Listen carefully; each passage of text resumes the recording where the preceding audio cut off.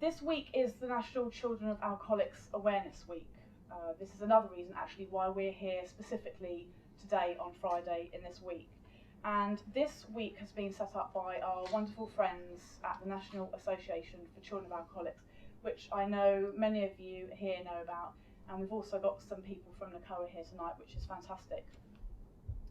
So tonight, as part of this week, we are really proud to launch Saying Unsaid, our campaign.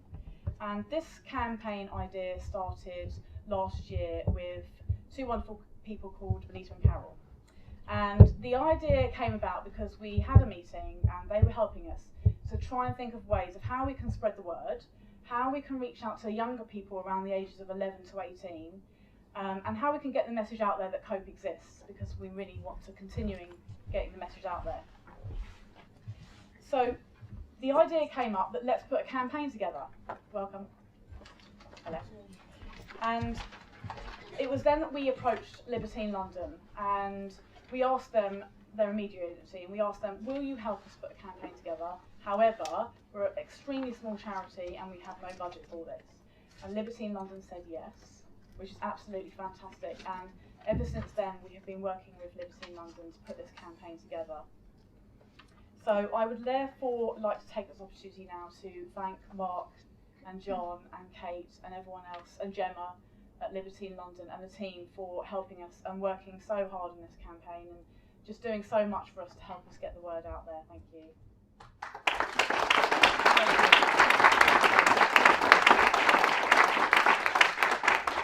Because, yeah, without Libertine's support, a lot of this wouldn't have been possible. So our campaign is a really important step for the charity because we know that there are estimates of 7 million young people affected by parental addiction. That is huge. In the UK alone, that is a huge statistic. And we really want to reach out to more young people. And we also want to reach out to people as well who could help cope with their resources or their time. So it's kind of to do that as well. And after speaking with young people and adults affected by this issue, we have found out that the posters that we've put together, which you can see at the back, really are speaking to the heart of the core issues that are affecting young people affected by parental addiction. So our posters that have been created are now currently at bus stop shelters in Hackney, which is just fantastic for us as a really small charity. And we will be sending these posters out to primary schools and secondary schools across the UK. And the main reason why we're doing this is because we want to get into schools, because so many young people who are affected by parental addiction, they wake up in the morning and,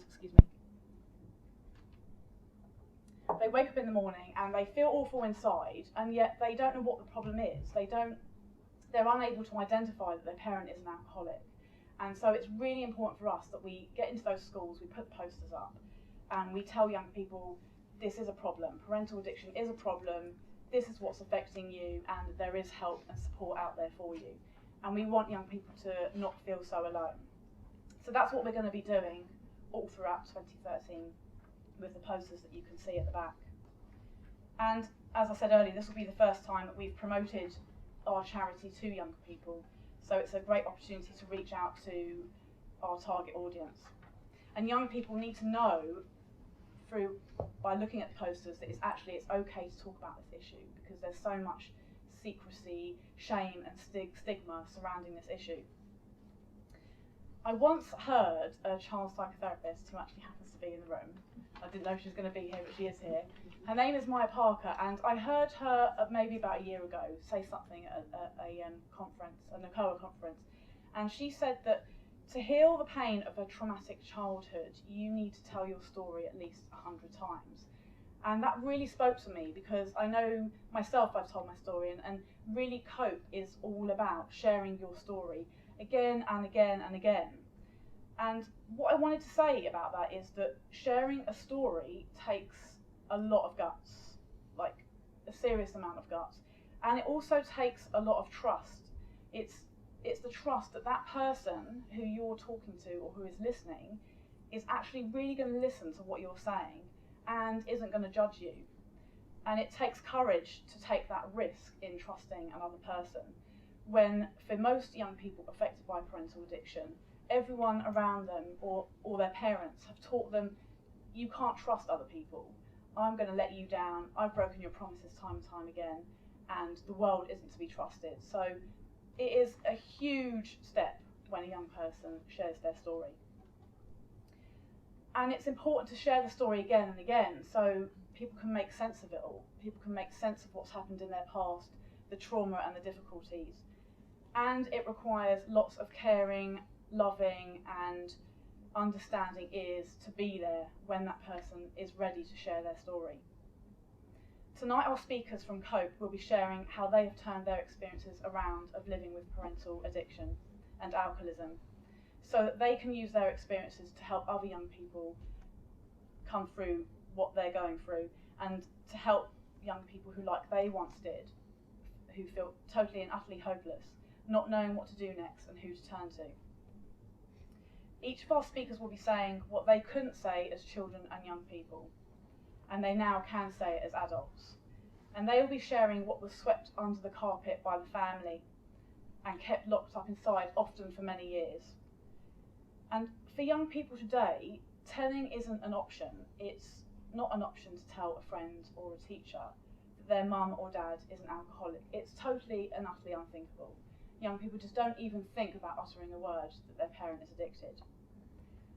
And telling isn't an option because of the shame and the loyalty that young people feel towards their parents. That's what keeps them silent. Telling isn't an option because mum and dad have told them not to, or they will suffer the consequences. Telling isn't an option because of the unspoken law in the adult home, which some of you might have heard of, which is not to trust, not to talk, and not to feel. These are really three kind of key rules that go on in an addicted home. And when young people are coming to us, we're actually asking them to talk, to trust us, and to talk about their feelings, which is a huge thing.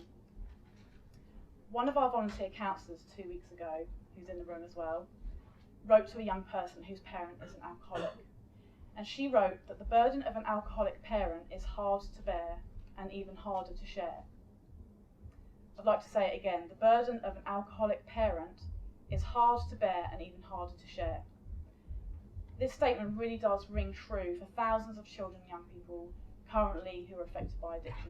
So when young people find us here at COAP, sign up and share their story publicly in our message boards. You can imagine how it feels for us as mentors, as counsellors, when we're actually seeing how much courage it has taken for a young person who has kept this secret locked up inside, often for 5-10 years, and they're finally sharing their story and posting it publicly to all of us to read and to see. And they're stepping out of the secrets and the lies and the shame, and this kind of courage cannot be underestimated. For a young person, it can be a really long journey until they take that step to get support. The moment when a young person writes their story and shares something that they've never said before, that they maybe can't even say verbally, but they can write down, can be terrifying, and it also can be a huge release. And young people will often share with us on the COAP message boards what a relief it is to find that finally other young people understand what they're going through and they're not alone in what they're going through. So the COAP online community really is actually all about saying the unsaid. And as an anonymous and online community, young people really are breaking down the barriers of silence, secrecy and shame.